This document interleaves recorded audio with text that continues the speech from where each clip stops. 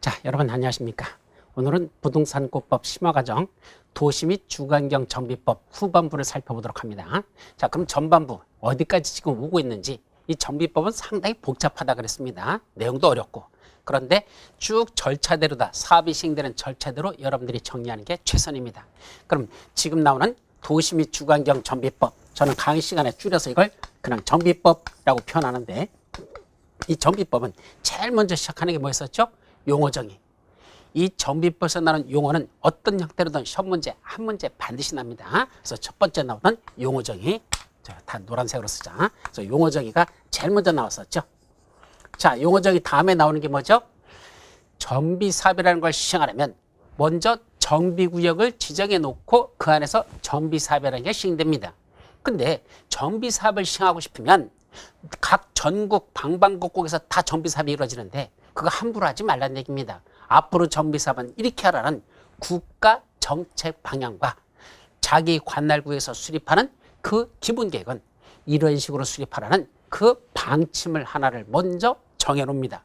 그걸 한마디로 뭐라죠? 그걸 도시 및 주거 환경을 정비하기 위한 무슨 방침? 기본 방침이라는 게 있었죠. 그래서 제일 먼저 수립하는 게 도시 및 주거환경 정비 기본 방침이라는 게 수립됩니다. 이거 누가 수립하죠? 전국 방방곡곡에서 정비 사업을 시행할 때는 요 방침에 따라라 그랬으니까 이거 누가 해야 돼요?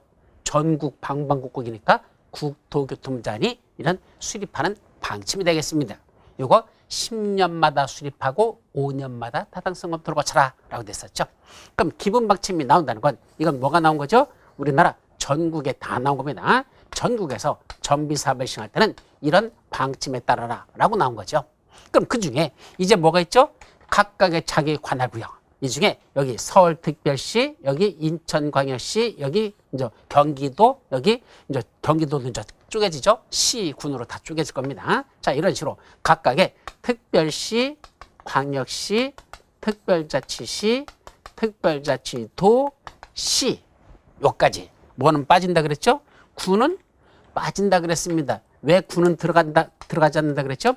시골 지역이라서. 시골 지역은 빼고 도시 기능을 수행하고 있는 이런 지역들 중에서 이제 뭐가 필요합니까? 이런 도시 기능을 수행하는 지역에서 자, 각각의 그 관할구역의 장들이 바로 특별시장, 광역시장, 특별자치시장, 특별자치도지사, 시장, 이 자들이 자기 관할구역에 노불량한 건축물이 밀집된 지역이 어디고 그런 지역을 장차 어떤 식으로 정비사업을 시행하면 좋겠는지 그 기본 계획을 먼저 수립합니다.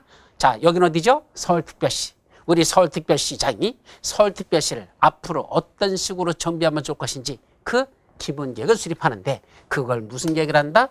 도시 가운데 점 찍고 도시점 주거 환경을 정비하기 위한 기본 계획이라는 걸 수립한다. 기본 계획이라고 하죠.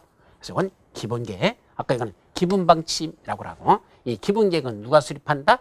군수를 제외한 나머지 도시 기능을 수행하는 지역의 장들이 각각의 자기 지역에서 기본 계획을 수립합니다. 그럼 여기는 어디죠? 여기는 서울특별시입니다. 그럼 이 서울특별시장이 서울특별시에 노불량한 건축물들이 밀집된 지역이 어디가 노불량 건축물이 밀집돼 있고 그런 지역을 장차 어떤 식으로 하면 좋겠는지라는 계획이 수립되는데 이게 무슨 계획? 도시 주거환경 정비 기본 계획 수립됐죠.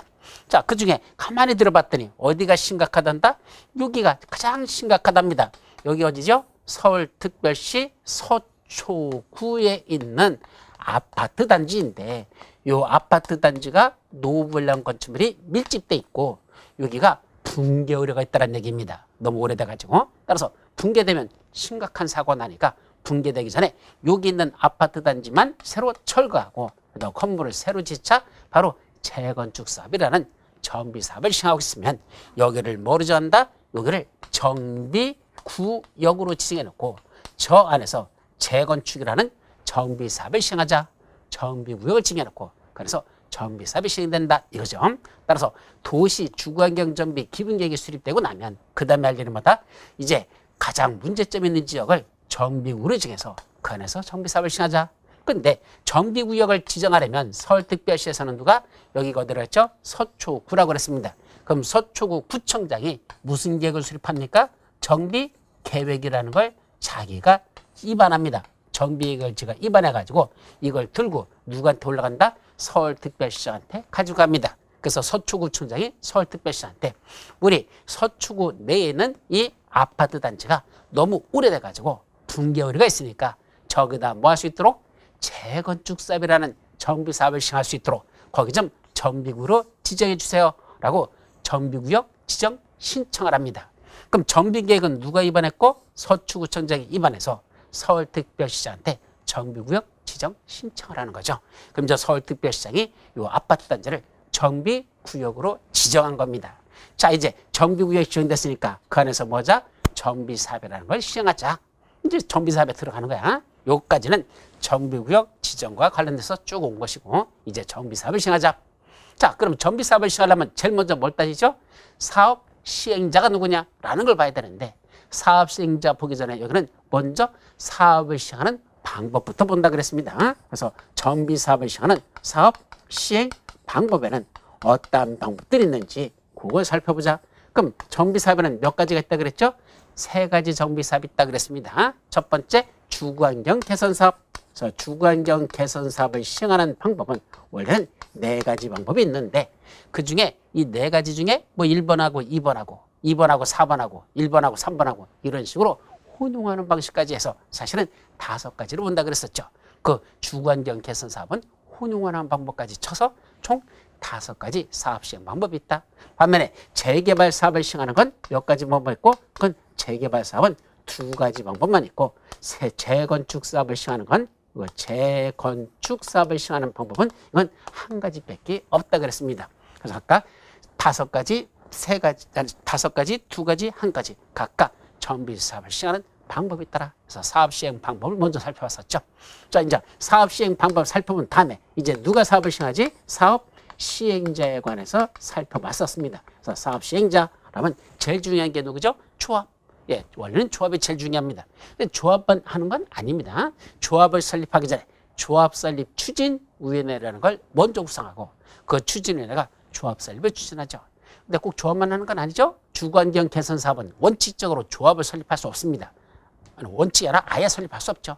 그래서 그때는 원칙적으로 누가 한다? 시장군수 등이 원래는 사업을 시행하는 주체입니다. 다만 시장군수 등이 못하면 주택공사 등을 지정해서 할 수 있고 어쨌든 이런 식으로 사업 시행자들은 누가 있느냐? 시행자에서 쭉 살펴봤었죠. 이제 사업 시행자가 정해지면 시행자가 할 일이 뭘까? 그거부터 이번 시간에 들어갑니다. 사업 시행자가 정해지면 시행자가 할 일, 사업을 시행하기 위한 구체적인 계획을 작성한다. 그걸 한마디로 사업 시행 계획서라는 걸 작성해서 요걸 가지고 뭐 하러 갑니까? 이런 식으로 사업을 시행하려고 하는데 이렇게 할 수 있도록 이거 인가 좀 내주십시오 라고 시장 군수 등에게 사업 시행자가 가지고 올라갑니다. 이때 사업 시행 계획서를 작성해서 뭘 받는다? 시장 군수 등에게 사업 시행 계획 인가라는 걸 받고 시장 군수가 그 사실을 고시하였다. 사업 시행 계획 인가 고시라는 게 이루어집니다. 그럼 사업 시행 계획 인가 고시가 있었으면 이제 뭐 하면 되죠? 사업 시행 계획대로 사업에 들어가면 되죠. 사업 시행 계획 인가 받은 대로 하면 되잖아. 근데 잠깐 사업을 시행하기 전에 필요한 몇 가지 조치들이 있더라. 이걸 한마디로 사업 시행을 위한 몇 가지 필요한 조치들이 있는데 그러한 조치를 먼저 몇 가지 해놓고 그 다음에 본격적인 사업으로 들어가자. 따라서 사업 시행 방법이 어떤 것들이 있고 사업 시행자는 누가 있고 사업 시행 계획서를 작성해서 사업 시행 계획 인가라는 걸 받고 그게 고시되면 본격적인 사업에 들어가기 전에 사업 시행에 대한 조치라는 걸 하자.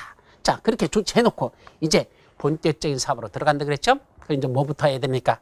사람들에게 분양 신청을 받습니다. 자, 여러분, 우리가 이번에 이렇게 사업을 시행해도 된다고 사업 시행 계획 인가를 받았습니다. 요 인가 받는 대로 사업을 시행하려고 하니까 여러분들 이거 마음에 들으시면 분양 신청하시기 바랍니다. 언제부터 언제까지가 분양 신청 기간이니까 그 기간 내에 뭐 하시기 바랍니다. 분양 신청을 하셔라 이 말입니다. 이제 분양 신청에 관한 내용이 나오겠죠. 그럼 분양 신청 기간이 끝났습니다. 그럼 그중에 분양 신청을 하시는 분들이 있을 것이고 어떤 분들은 이런 사업에 대해서는 별 수익성이 없을 것 같으니까 안 하겠다. 분양 신청을 안 하시는 분이 있습니다. 그럼 안 하시는 분들은 뭐 어떻게 하죠? 현금 청산해서 떠나보내는 것이고 분양 신청 들어온 사람들만 대상으로 해서 종전의 토지 건축물을 철거하고 새로 어떻게 지어주면 좋을 것인지 그 그림을 그려내는데 그 그림을 무슨 얘기를 한다? 바로 그게 관리처분 계획이다라고 했었죠. 그래서 그다음에 관리처분 계획이라는 걸 이걸 수립해서 인가받고 시장운수 등에 가져가서 인가 신청을 하고 시장운수가 그걸 인가된 사실을 고시하면 관리처분계획 인가고시다라는 게 이루어지죠.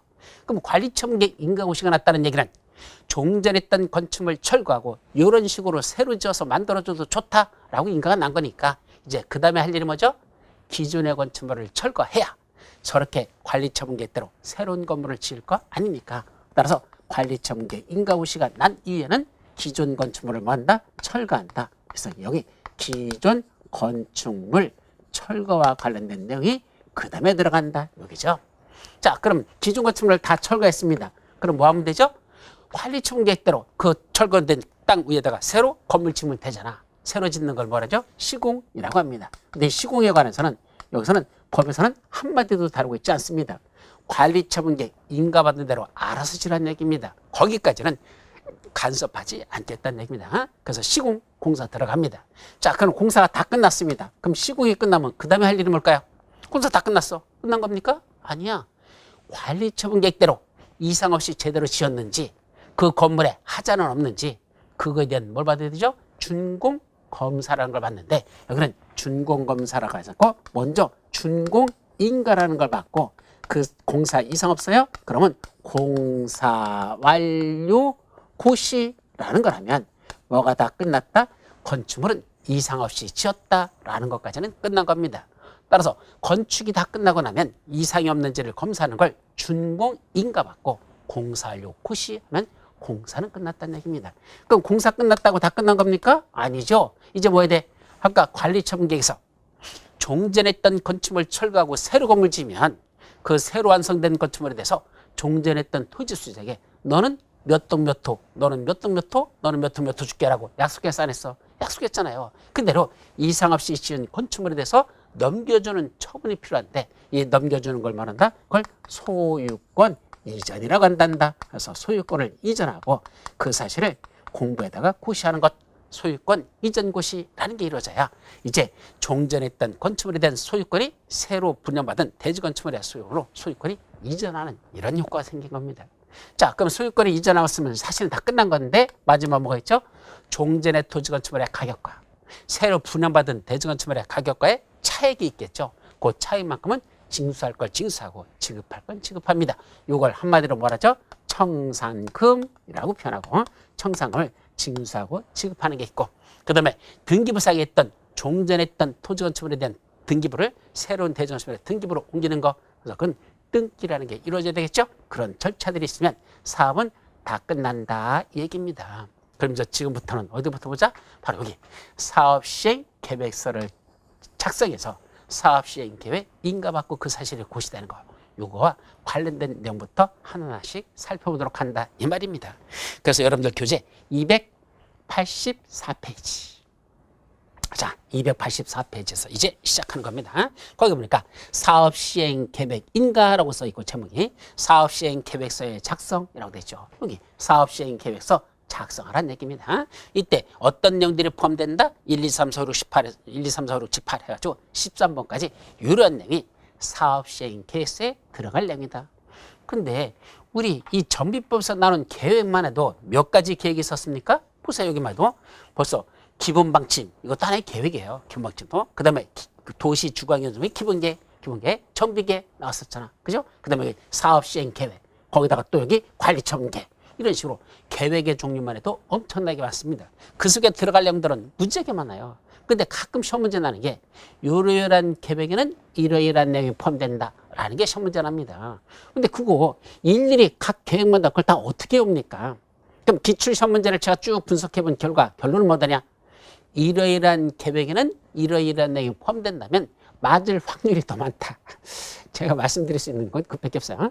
예, 맞을 확률이 더 많습니다. 다시 말하면 그건 맞는 문장이지 없는 걸 써놓고 이런 얘기는 이런 내용을 한다. 틀린 문장으로 내는 경우보다도 그걸 맞는 문장으로 쓴 내용이 더 많았었다는 얘기입니다. 그래서 반드시 그런 건 아니지만 맞는 문장으로 그냥 일단 보시고 이러이러한 계획에는 이러이러한 내용이 포함된다? 잘 모르지만 그냥 맞을 거야. 그래갖고 그건 넘어가라는 얘기입니다. 자, 그런 식으로 풀 수밖에 없습니다. 여기도 13가지 내용이 들어간단다. 자, 이런 내용을 포함시켰는데 문제는 요 사업시행 계획서에 대해서 뭐가 필요하다? 사업시행 인가신청 들어가려면 그냥 사업시행 계획서 들고 가가지고 자, 이렇게 하려고 하니까 인가 내주세요. 안 된다는 얘기입니다. 뭐가 필요하다? 거기는 일정한 토지 등 소유자의 동의를 받아야 된다는 거. 이게 중요한 겁니다. 자, 그러면 우리 도시개발법에서 나오던 실시계획도 동의받습니까? 아니야. 그때는 사업시행자 실시계획 작성해서 그냥 인가받으면 되는데 여기는 안 된다는 거. 정비사업에서는 동의라는 게 필요하다는 것. 이것이 중요한 겁니다. 그게 284페이지 보면 조합원 등의 동의해가지고 밑에 조합이 사업시행 인정의 동의요건, 지정개발자가 사업시행 인정의 경우에 동의요건, 토지 등 소유자가 사업시행 인정의 경우에 동의요건 해서 그 동의요건을 거기다 명시하고 있는데 이것도 가끔 시험 문제 출제는 됩니다. 첫 번째, 조합이 사업시행자라면 조합원들의 동의를 받으라는 얘기입니다. 얼마큼 동의받아야 되죠? 사업시행계획 인가를 신청하기 전에 미리 총회의 의결을 거치라고 됐어요.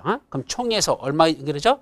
조합원 과반수 찬성으로 의결하는 게 원칙입니다. 따라서 사업시행 계획서에 대해서 총회를 열어가지고 이걸 통과시킬 때 조합원 과반수가 오케이 하면 통과될 수 있다는 얘기죠. 다만 정비사업비가 100분의 10 이상 늘어나는 경우에는 정비사업비가 늘어난다는 얘기는 토지 등 소유자에게 자기부담금이 추가적으로 늘어난다는 말과 똑같은 거죠.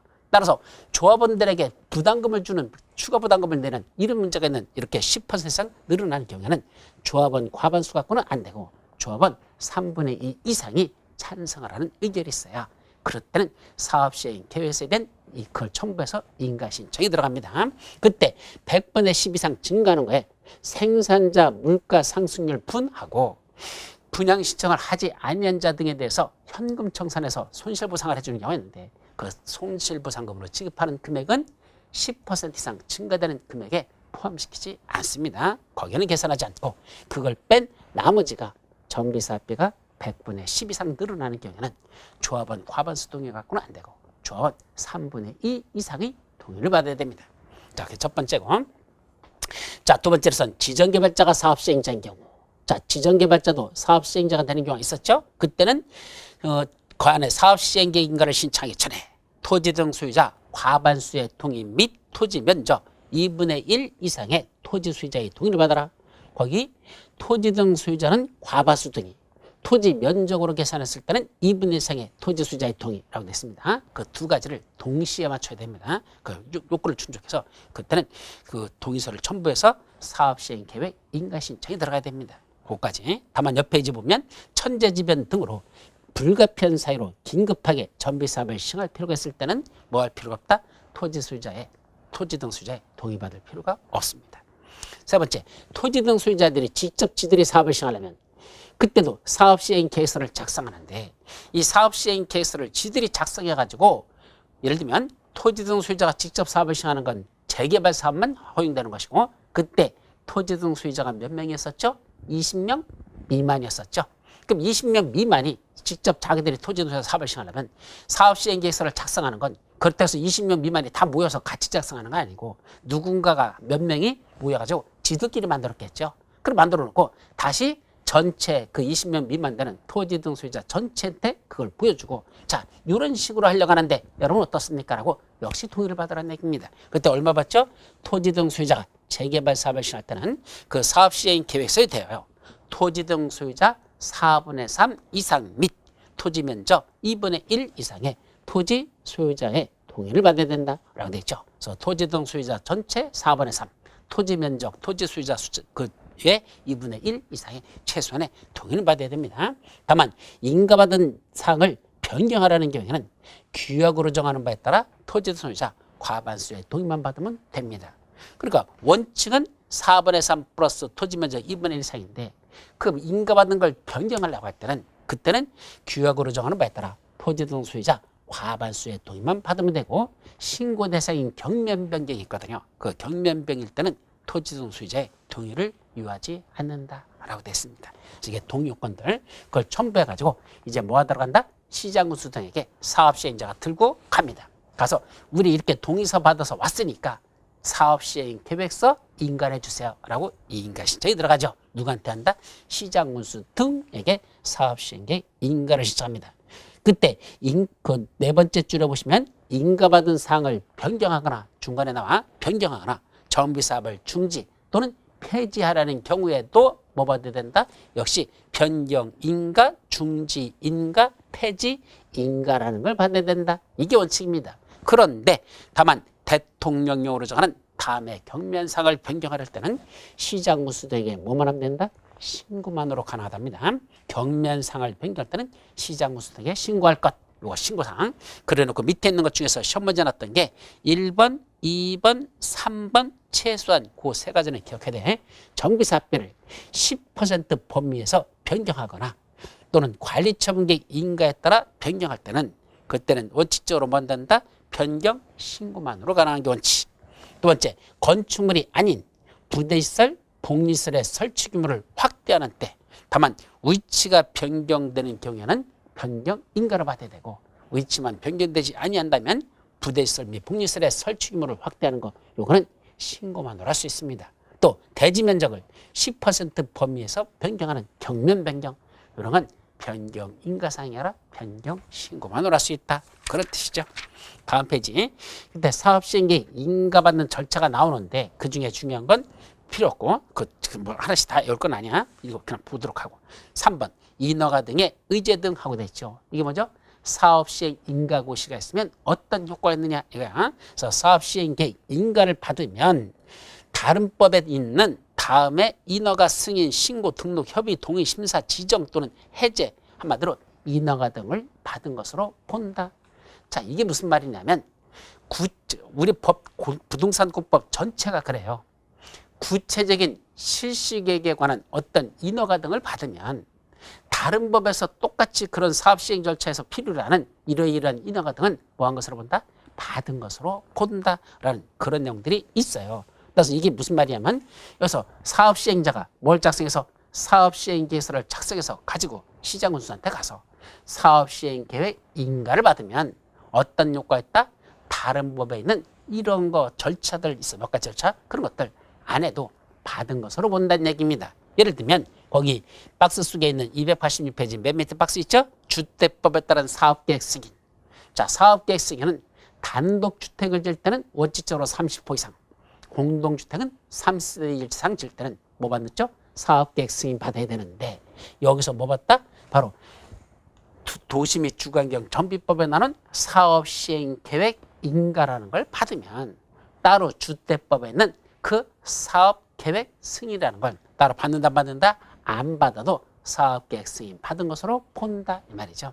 또 어떤 농지를 갖다 까뭉개고 그 농지에다가 이런 정비사업을 시행하려고 한다면 그때는 그 맨 밑에 5번에 나오죠. 농지법에 따른 농지전용 허가 등을 받아야 될까 안 받을까? 안 받아도 그 사업계획, 사업시행계획 인가라는 걸 받으면 농지법에는 농지전용 인가라는 것도 뭐한다? 받은 것으로 본다 이 뜻입니다. 따라서 이것도 가끔 시험 문제 나는데 무슨 계획에 인가가 있으면 무슨 법률에 따른 이러이러한 인허가 등을 뭐한 것으로 본다? 받은 것으로 본다라고 나오면 그것도 무슨 문장?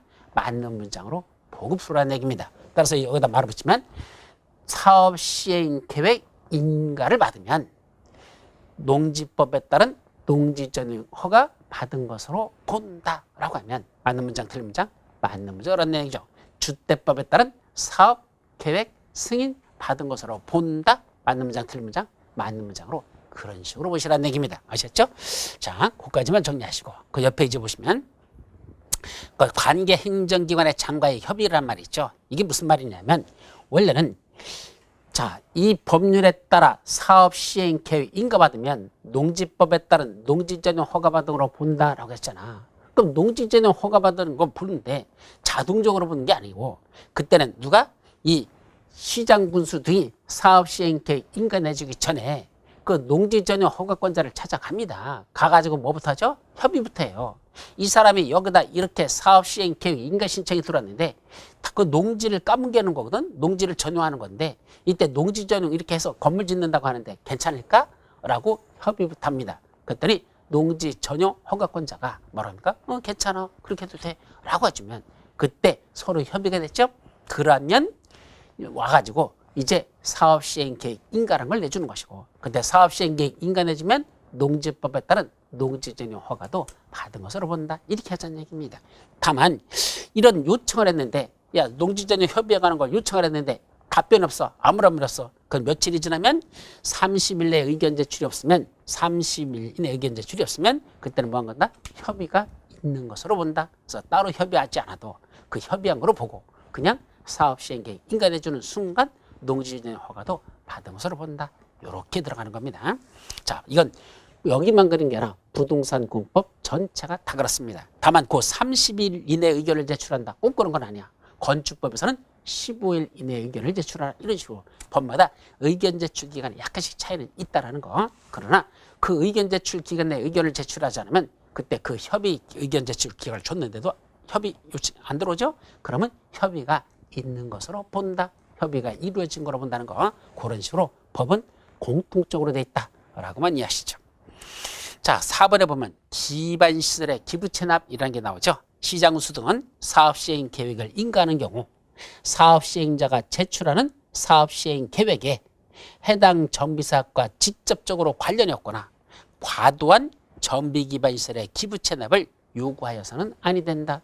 시장수 등이 인가해주면서 뭐라고 하는지 아십니까? 정비기반시설들. 야 여기다 도로 만들래? 그럼 인가해줄게. 여기다 공원 조성할래? 그럼 인가해줄게. 이런 식으로 너무 과도한 정비기반시설 설치를 요구하는 건 원칙적으로 된다 안 된다? 안 된다. 옛날에 이게 참 많았어요. 어차피 니들 돈 벌잖아. 돈 버는 것만큼 도로 만드는 것도 니들이 돈 내고 공원 조성하는 것도 니들이 돈 내고 이런 식으로 사업시행자한테 과도한 부담을 요구하는 경우가 있었는데 그래서는 아니 된다라고 법에다 명시는 해놨습니다. 자, 5번째 사업시행계획 인가의 특례. 이때 사업시행계획 인가해주는 것과 관련된 특별한 예외가 있더라. 첫 번째가 시장수 등이 사업시행계획 인가를 내주려고 봤더니 어디로부터? 그 정비구역으로부터 이게 이제 정비구역이 증되는 게 이 정비구역이죠. 정비구역으로부터 몇 미터 이내에 200m 이내에 거기 200m 이내에 무슨 시설이 있단다? 여기 교육시설이 있다는 얘기입니다. 그래서 교육시설이니까 학교 같은 게 있다는 얘기입니다. 그럼 정비구역으로부터 200m 이내에 교육시설 같은 학교가 있다면 문제되는 게 뭐죠? 첫째, 그 정비구역에서 시행되는 정비사업으로 인해서 분진이 발생할 것이고, 그죠? 가루가 날릴 거 아니야? 거기다 어떨 때는 뭐 속면가루 같은 것도 막 날릴 수 있을 것이고, 또 하나가 시끄럽습니다. 공사하면서 200m 정도 되면 거리가 얼마 안 되니까 이 소음으로 인해서 공부에 심각한 방해가 될 수 있겠죠. 더 나가서 아침에 애들이 학교 올 때 등하교 하는데 덤프트럭 같은 것들, 그죠? 중장비 같은 게 왔다 갔다 하다 보니까 사고 날 가능성도 대단히 높아진다는 얘기입니다. 그래서 시장군수비 요 사업시행계획 인가 내주기 전에 사업시행자한테 사업시행 인가 내주기, 사업시행계획 인가 내주기 전에 누굴 만납니까? 교육감 또는 교육장을 만나라는 얘기입니다. 그래서 교육감, 교육장을 만나가지고 뭐라죠? 자, 지금 이 사람들이 여기다가 정비사업을 시행하겠다고 사업시행계획 인가 신청이 들어왔는데 이거 인가 내줘도 여기 교육시설에 200m 이내에 있는 이 교육시설 학교에 어떤 지장이 없겠는지 문제가 발생할 일은 없는지 그걸 그 학교와 관련된 책임자 교육감 또는 교육장과 학교장이 아니야 교육감 또는 교육장하고 미리 뭐 한다? 협의라는 걸 해보고 그때 교육감 교육장이 별 문제 없겠는데요? 이 정도면 괜찮겠는데요? 라고 하면 협의가 된 거죠? 그 다음에 사업시행계획 인가라는 걸 내줘라. 그렇게 하라는 얘기입니다. 자, 다음 페이지에 보시면 지정개발자의 정비사업비 예치라는 것도 있습니다.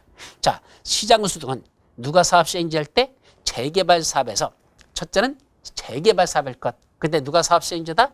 지정개발자 중에서 토지등 소유자가 직접 지정개발자인 경우 토지등 소유자 지정개발자인 경우 한해서 그 저기는 정비사업비의 100분의 20의 범위 내에서 시도조례로 정한 금액을 미리 예치하게 할 수 있습니다. 야, 토지등 소유자, 네가 지정개발자로서 재개발 사업을 시행하려고 하는데 너 하기 전에 정비사업비 좀 예치 좀 하라. 얼마? 총 그 정비사업비의 100분의 20의 범위 이내에서 100분의 20을 예치할지 100분의 15를 예치할지 100분의 10을 예치할지는 시도조례로 정해주면 그 시도조례로 정하는 그 비율만큼은 정비사비를 예치하게 할 수 있습니다. 그 예치한 금액은 청산금의 지급이 완료되면 그때까지 이상이 없으면 그걸 돌려주면 된다. 그때 가서 반환합니다. 그 밖에 주택법이나 건축법에 대한 특례라고 되어 있죠. 그중에 존치 리모델링 건축물의 완화 적용이라는 게 무슨 말일까요? 자, 정비사업이 시행된다고 해서 보통은 물론 아파트 단지 같은 것은 거의 노후불량화가 일정합니다. 어차피 지은 지 똑같이 지은 것들이 대부분이니까. 예를 들면 무슨 아파트 단지 하면 언제 지었느냐? 연도가 정해져 있잖아. 그러니까 똑같이 노후불량화 진행되는 게 일반적이지만 재개발 같은 사업에서는 그렇지 않아요. 재개발 사업을 시행하는 지역가 보면 올해 새로 지은 건물도 있고요. 작년에 지은 건물도 있고 30년에 지은 건물도 있고 50년에 지은 건물도 있다는 얘기입니다. 그 건물의 수명이 천차만별인 게 보통 재개발 사업이죠. 근데 원래는 정비사업이라는 건 기존의 건축물을 철거하고 그 지역을 새로 짓는 거라 그랬잖아. 근데 그중에 모든 건축물을 다 철거해야 될까? 한번 상식으로 생각해봐. 아닐 거야. 물론 반드시 철거해야 되는 것도 있어. 어떤 거죠? 여기 건물 지은 게 2년밖에 안 되는 아주 새 건물입니다. 2년 정도면 새 건물이죠. 그런데 여기를 뭐 낼 수밖에 없어? 도로를 낼 수밖에 없습니다. 그럼 정비기반시설을 설치하려면 이 건축물은 비록 2년밖에 되지 않았어도 반드시 뭐 된다? 철거해야 되죠. 그럼 어쩔 수 없어. 자, 그런 건 반드시 철거 대상이지만, 자, 이게 건물이 하나가 존재하는데 오래되지 않은 거야. 그래서 이거 그냥 쓰자. 이게 뭐죠? 존치. 아니면 조금만 고쳐도 돼. 꼭 이걸 쭉 철거해서 새로 질 필요는 없고 그냥 기존에 있던 걸 고쳐 쓰자. 리모델링. 존치는 아주 새 건물. 리모델링은 그래도 좀 새 건물. 그건 고쳐만 쓰면 되니까 이렇게 존치하거나 리모델링 건축물이 있을 수 있다는 얘기입니다. 다시 말하면 기존 건축물하고 다 철거하는 게 아니라 그중에 일부는 남겨둘 수도 있다는 얘기입니다. 그럼 그 존치하는 건축물에 대해서는 심각한 게 뭐죠? 이 건축물이 지었다고 해서 그게 지금 지은 게 아니잖아. 적어도 존치는 한 5년 이내에 지은 것들은 존치로 볼 것이고 한 10년 넘어가서 20년 사이 있는 거 이건 리모델링 해도 될 거 아니야. 근데 이 건축물 지은 건 그 당시 건축할 당시에 건축법이나 주택법이나 그런 법령에 의해서 지은 거지 현행 법령에 의해서 지은 게 아니잖아요. 그 오래전에 지은 건축물이다 보니까 현행법에 안 맞는 경우가 있어요. 예를 들면 우리 건축법 보면 아파트 단지 안에서 일주권을 확보해서 각 동별 건축물과 건축물 사이에는 일정 간격을 띄우도록 하는 게 있습니다. 이게요, 옛날 법하고 지금 법하고 달라졌습니다. 그럼 옛날에는 얼마나 띄우라고 했더냐? 예를 들면 옛날에는 건물의 높이에 따라서 이 띄우는 게 예를 들면 1배를 띄우라고 했다 치자. 자, 0.8배만 띄우면 된다 그랬다 치자. 그러면 건축물의 높이에 따라서 0.8배니까 건축물의 높이가 100m 높이의 건물을 짓는다면 그때는 0.8배 80m만 띄우면 된다는 얘기입니다. 근데 지금은 1배 그 배만큼 띄우랍니다. 그럼 100m만 띄우는 걸 100m 띄우라는 얘기죠. 근데 옛날에 지을 때는 100m짜리 건축물 지을 때 옆에 있는 건물하고는 80m만 띄우면 된다 그랬으니까 100m 건물 지면서 80m까지만 띄웠었어. 근데 현행법에는 안 돼. 100m, 20m 더 띄워야 돼.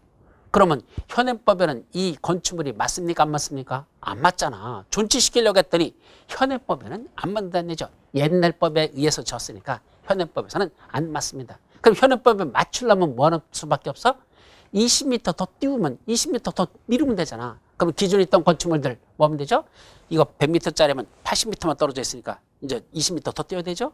현행법에 의하면 더 멀리 띄워야 돼. 그러면 사람들 전부 나오라고 해서 그 아파트를 뭐 하면 되죠? 밀면 되지 뭐. 안 밀리면 불도저 갖다 또 같이 밀으면 될 거 아니야. 말 되는 소리입니까? 무슨 아파트가 민다고 해서 그 밀립니까? 안 밀리지. 결국은 현행법에 안 맞으니까 사업 시행계획 인가 안 내주겠다. 그러면 존치시킬 수 있는 건축물들, 리모델링 할 수 있는 건축물 하나도 없습니다. 따라서 현행 법령에 설령 존치하거나 리모델링 건축물이 맞지 않는다. 그렇다 하더라도 뭐 내주겠다는 얘기야? 종전에 건축물 지을 때 합법적으로 그 당시 법에서 합법적으로 줬다면 이것도 그냥 인가할 수 있다는 얘기입니다. 현행법에 안 맞는다고 해서 그것 사업 시행계획 인가 안 내주는 게 아니고 그래도 옛날 법에 의해서 친 게 맞다면 그 당시 법에 합리적으로 합당하게 줬다면 지금 안 맞아도 지금 법에는 안 맞아도 뭐 할 수 있다? 인가할 수 있다. 그런 내용들을 거기 써놓은 것이 존치 리모델링 건축물의 완화 적용이다. 이런 뜻입니다. 그 정도. 그것도 맨 밑에 존치 리모델링 건축물의 동의요건이 있습니다. 그래서 존치시키려면 그 존치 또는 리모델링 하는 건축물 소유자의 일정한 동의를 받아야 돼요. 구분 소유자가 있을 경우에는 구분 소유자 3분의 2 이상의 동의와 해당 건축물 연면적 3분의 2 이상의 구분 소유자의 동의를 받아야 되는 걸 원칙으로 합니다. 자, 여기까지가 이제 뭐하는 거? 사업 시행의 인가와 관련된 게 끝냈죠. 자, 그리고 이제 넘어가서 사업 시행을 위한 필요한 몇 가지 조치들라는 게 그 289페이지에 나오죠. 그래서 사업 시행 인가를 위한 필요한 조치들로서 첫 번째는 계약의 방법 및 시공자의 선정 및 시공 보증이라고 체계되어 있는데 이 중에 계약의 방법 및 시공자 선정까지만 써놓고 및 시공 보증이란 말이죠. 이건 지워주세요. 여기서는 의미가 없어요. 따라서 계약의 방법 및 시공자 선정까지 끝내놓고 및 시공 보증이라는 그 5글자는 지워달라. 끝부분에 있는 거 지우세요. 그럼 계약의 방법은 원칙은 무슨 계약이다? 일반 경쟁 방법을 하랍니다. 그래서 원칙적으로 이 정비법에 따른 또는 다른 법률에 특별히 규정되어 있는 경우를 제외하고는 계약을 체결할 때 그때는 뭐를 한단다? 일반 경쟁에 붙여야 된다. 예, 원래는 일반 경쟁 방법으로 계약을 체결하라는 얘기입니다. 근데 예외적으로 지명 경쟁 방법이나 수의 계약으로 하는 경우도 있더라. 그래서 지명 경쟁 방법으로 붙이는 거 수의 계약으로 하는 방법 그게 나오긴 한데 이거 일일이 다 외울 필요성은 없을 것 같아요. 하여튼 그런 방법도 있단다. 라고 적고 그 다음에 넘어가시면 근데 이번에 조합이 사업 시행자인 경우 3번 토지 등 소유자가 사업 시행자인 경우 4번 시장운수이 사업 시행인 경우라고 나오죠. 자, 이건 뭐죠? 시공자 선정과 관련된 것들입니다. 그래서 시공자를 선정하는 방법이 조합의 사업 시행자인 경우에 시공자 선정, 토지 등 소유자가 사업 시행자인 경우에 시공자 선정, 시장운수이 사업 시행자인 경우에 시공자 선정. 그 세 가지가 시공자 선정과 관련된 내용들이죠. 그때 조합이 어떻게 시공자를 선정하죠? 첫째는 조합은 언제부터 시공자를 선정할 수 있다? 그거 하나씩 잘라서 보세요. 조합은 조합 설립 인가를 받은 후라고 돼 있죠. 따라서 조합은 조합 설립 인가를 받은 후부터 시공자를 선정할 수 있다. 첫 번째고 두 번째는 반드시 조합 총회에서만 시공자를 선정해야 됩니다. 따라서 대의원에서는 시공자 선정 안 된다. 반드시 조합총회에서 시공자를 선정한다. 시공자는 대단히 중요한 거죠. 왜냐하면 그 시공자 브랜드를 보통 따오거든. 따라서 이게 저 지방에 이름도 없는 건설회사를 시공자로 하는 것이냐? 그래도 우리나라 또 유수의 그 굴지에 그런 시공회사를 시공자로 할 것이냐? 다르거든요.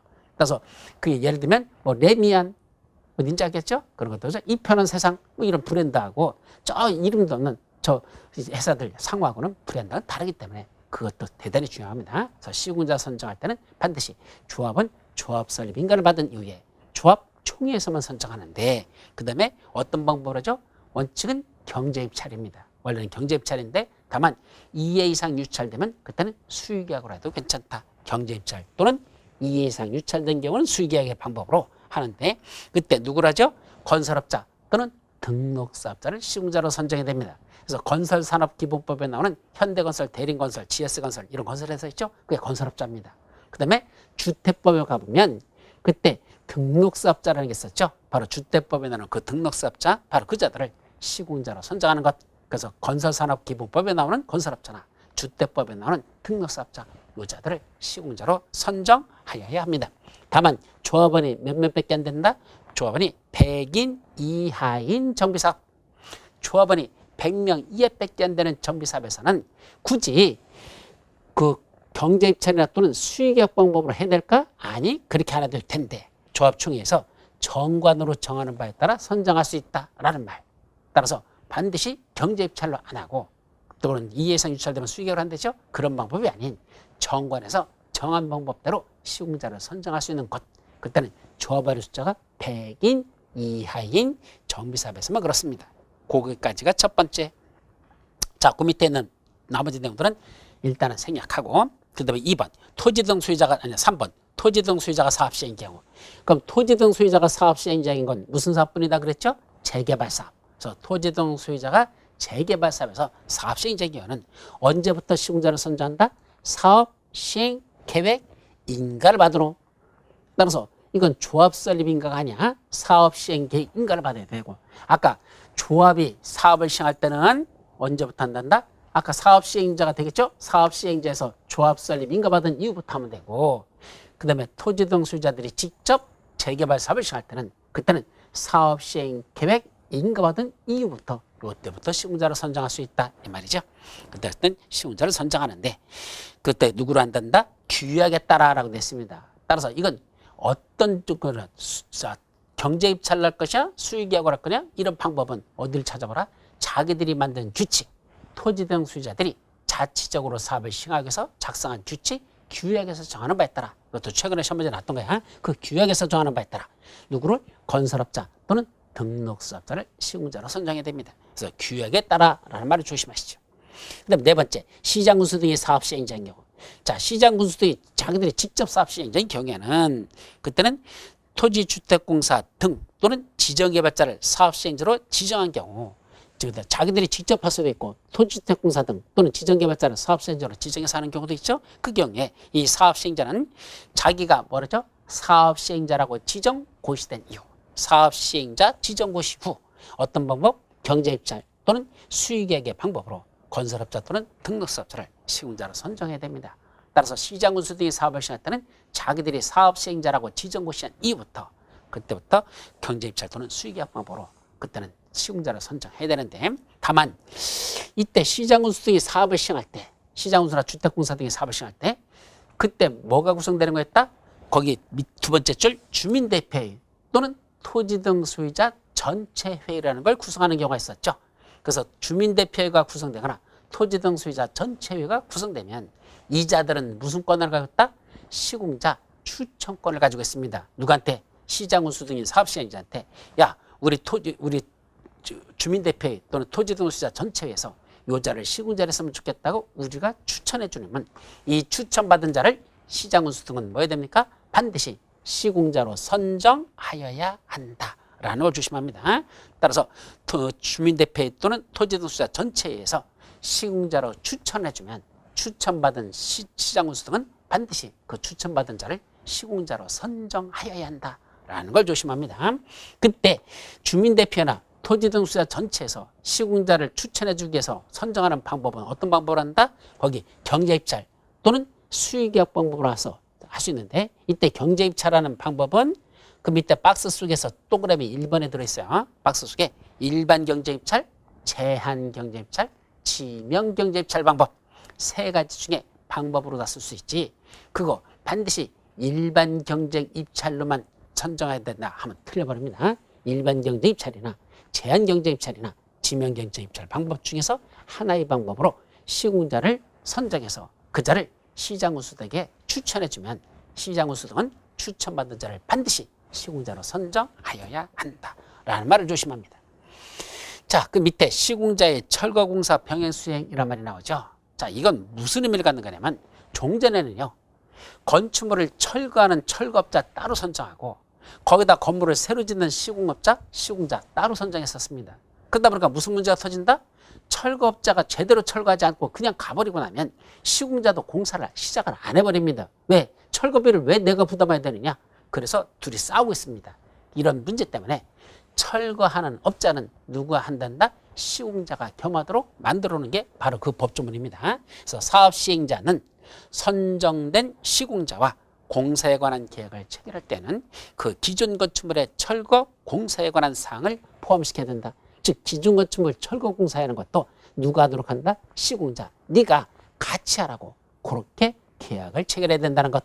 그걸 따라서 철거자와 시공자가 동일인으로 되도록 이렇게 법을 강화시켰다라고 이해하시면 됩니다. 자, 금품 제공자 등의 처벌은 뭐죠? 누구든지 시공자나 설계자나 또는 정비사업 전문 관리업자 선정과 관련돼서 금품 수수 같은 게 왔다 갔다 했단다 5년의 징역 또는 5천만 원의 벌금에 처하는 처벌 규정이 있는데 아직 처벌 규정은 시험 문제까지 난 적은 없습니다. 자, 여기까지가 사업 시행 필요한 조치로서 첫 번째, 여긴 한마디로 그 이제 입찰의 방법이나 입찰하는 방법, 입찰 방법과 그다음에 시공자 선정에 관한 것, 이것이 첫 번째 내용이 되겠습니다. 자, 그 다음에 두 번째는 뭐죠? 바로 임시 거주시설 또는 임시상가 설치라고 되죠. 여기 임시 거주시설과 관련된 내용입니다. 이게 무슨 말이냐면 자, 이제 조기특을 조금 확대시켜보자. 여기서 이제 무슨 사업이 시행되죠? 달동 내에서 시행되는 건 무슨 사업? 주거환경 개선 사업. 달동 내에서 시행되는 사업, 주거환경 개선 사업. 허름한동 내에서 시행되는 사업, 바로 재개발 사업. 이게 두 가지 사업만이야. 재건축 사업은 포함되지 않는다. 이것이 핵심 포인트. 재건축 사업은 안 들어가. 그래서 주거환경 개선 사업이나 재개발 사업을 시행하려고 한답니다. 그럼 이 안에 누가 있을까? 이 안에 살고 있는 사람들이 있을 건데, 이 안에 이제 살고 있는 사람들 중에 누가 있죠? 철거되는, 이 속에 철거되는 주택의 소유자 또는 세입자가 있을 것이다. 이 두 사람, 철거되는 주택의 소유자 또는 세입자들이 있을 겁니다. 이분들 이제 뭐 해야 되죠? 주택이 철거되게 되면 이사 가야 되잖아. 그럼 그 사람들이 나가서 머물 수 있는 공간을 만들어줘야 될 거 아니야.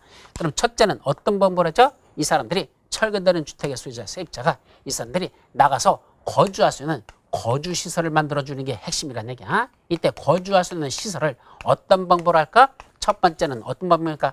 주변에 임대주택이 있거나, 그러면 그런 임대주택에 먼저 집어넣으면 되죠. 또 전세자금 있으면 전세자금 융자세 내주면 됩니다. 따라서 주변에 임대주택이 있으면 그 주변에 임대주택에 들어가서 살고 계세요. 새로 다 지을 때까지. 아니면 전세자금 융자선, 그래서 그런 주택자금이라죠. 그런 주택자금을 융자 또는 알선해줘가지고 그 돈 가지고 전셋집에 들어가서 살고 있어라. 나중에 다 새로 지면 그때 새로 들어오면 돼 라고 할 수 있겠죠. 근데 문제는 주변에 임대주택이나 또는 전세주택이 그렇게 많더냐. 만약에 이 주거환경 개선 사업, 재개발 사업에서 철거되는 주택의 소유자 또는 세입자 숫자가 예를 들면 1000명이라고 가정하자. 그럼 1000명 중에서 여기 임대주택이나 주택의 자금을 융자선에서 전세주택으로 들어갈 사람들은 예를 들면 여기 500명이 들어갔다고 가정하자. 최대. 그럼 나머지 얼마 남았습니까? 1000명 중에 나머지 500명 남았잖아. 그 남은 나머지들은 어디 들어갈 것이냐? 이거의 문제죠. 그냥 저 서울역 지하도에 들어가서 살고 있어라 하면 됩니까? 아니잖아. 이 사람들이 나가서 머물 수 있는 공간을 만들어야 되죠. 그거와 관련된 게 임시 거주시설을 설치하도록 해주자. 바로 여기서 이 사람들은 머물 수 있도록 임시 거주시설을 설치할 수 있도록 해주자 이 말입니다. 그럼 임시 거주시설을 어떻게 하자는 얘기야? 자, 이 사람들이 나가서 머물 수 있는 공간으로서는 어떤 게 있을까? 첫째는 여기 일단 이렇게 하자. 국가 또는 지방자치단체나 또는 공공단체나 공공단체, 심지어 누가 갖고 있는 개인들이 갖고 있는, 이 개인이야 넷이야, 이들이 갖고 있는 토지나 이 안에 시설들이 있었다고 가정하죠. 토지나 시설들이 있습니다. 그럼 이때 국가나 지방자치단체나 공공단체 또는 개인이 갖고 있는 토지나 시설을 뭐로 쓰겠다?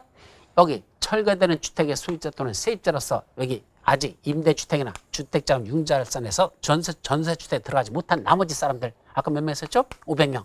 이 사람들이 들어가서 살 수 있도록 국가나 지방자치단체나 공공단체나 심지어 개인들이 갖고 있는 토지나 시설을 이 사람들이 들어가서 살 수 있도록 뭐한다? 일시 사용할 수 있다.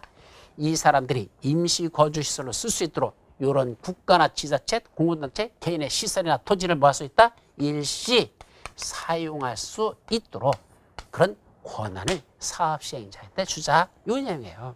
자, 그것이 첫 번째 나오는 사업시행자는 주거환경 개선 사업 및 재개발 사업으로 철거되는 주택의 소유자 또는 세입자에게 해당 정비구역 안과 밖에 위치한 임대주택 등의 시설에 임시로 거주하게 하거나 주택자금의 융자선 등 임시 거주에 상응하는 조치를 하여야 한다. 자, 먼저 그렇게 합니다. 근데 그렇게 하고도 아직 못 들어간 사람들 500명만 그렇게 들어갔는데 나머지 500명 있죠? 그분들은 뭘 쓸 수밖에 없다? 그게 2번으로 넘어간 거야. 임시거주를 위한 일시사용. 사업시행자는 임시거주시설의 설치 등을 위하여 필요한 때는 그 국가, 지방자치단체, 그 밖의 공공단체 또는 개인의 시설이나 토지를 일시 사용할 수 있다. 예, 이거에다가 이런 이 사람들이 나오는 사람들이 머물 수 있도록 철거되는 주택의 소유자, 세입자가 머물 수 있는 이런 사용을 이런 걸 위해서 일시 사용할 수 있다. 근데 그 밑에 이제 특례가 들어가. 그 중에 특히 누구들은 국가하고 지방자치단체는 자기들이 갖고 있는 이런 토지나 시설들 있잖아. 이거 이 사람들이 나와서 머무는 시설로 쓸 수 있도록 하는 것에 대해서 뭐 할 수 없다? 특별한 사유가 없는 한 이를 거절하지 못한다.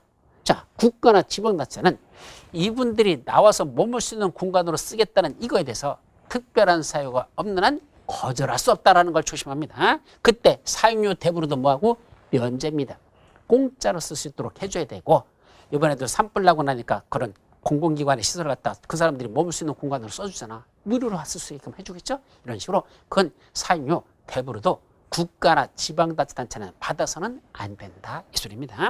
그때 다음 같은 사유가 없으면 이를 거절하지 못한다 그랬으니까, 다음 같은 사유가 있으면 어떻게 되죠? 거절할 수 있다는 얘기예요. 어떤 때는 거절할 수 있죠? 첫 번째, 제3자와 이미 매매 계약을 체결했다. 즉 국가나 지방자치단체가 이 토지나 건축물을 이미 제3자한테 팔겠다고 매매 계약서 썼습니다. 그때는 국가나 지방자치가 이 사람들 써라라고 할 수 없죠. 이미 매수한 사람 거니까 그건 안 된다. 두 번째, 사용 신청 이전에 사용 계획이 확정된 경우, 다른 거로 쓰겠다고 이미 사용 신청 들어오기 전에 사용 계획이 확정돼 있었답니다. 세 번째, 제3자에게 이미 사용 허가를 내줬다. 제3자가 먼저 쓰도록 허가를 내줬다면 그때는 안 되지만, 그런 거 이외에는 국가나 지방자치는 이런 토지나 시설을 사용하는 것에 대해서 사용을 거절할 수 없고, 근데 사용료 대부로도 면제한다는 것, 이게 중요하죠.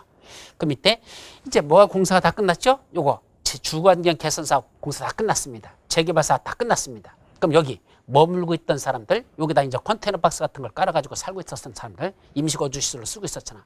임시거주시설로 쓰던 사람들이 이제 자기 집을 찾아서 들어가야 되겠죠. 그러면 여기 있는 것들은 뭐죠? 이제 그 임시거주시설 설치했던 것은 다 철거를 해야 됩니다. 언제까지 해야 됩니까? 공사가 다 완료된 날로부터, 이거 주거환경 개선 사업, 재개발 사업이 완료된 날로부터 1개월 이내에 여기에 설치한 임시거주시설, 아니야 1개월이야 30일이야. 1개월이나 30일이라 달라요. 30일 이내에 그 임시거주시설을 철거하고 사용한 건축물이나 토지를 원상 회복해야 된다.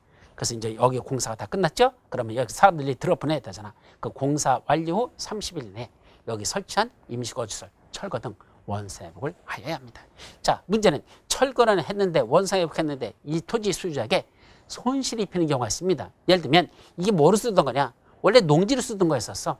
근데 농지로 쓰고 있던 것들을 갖다가 이 사람들이 머물 수 있는 임시거주시설, 거기다가 일회용식으로 쓰는 주택들 있잖아. 임시거주택. 네, 그걸 다 졌습니다.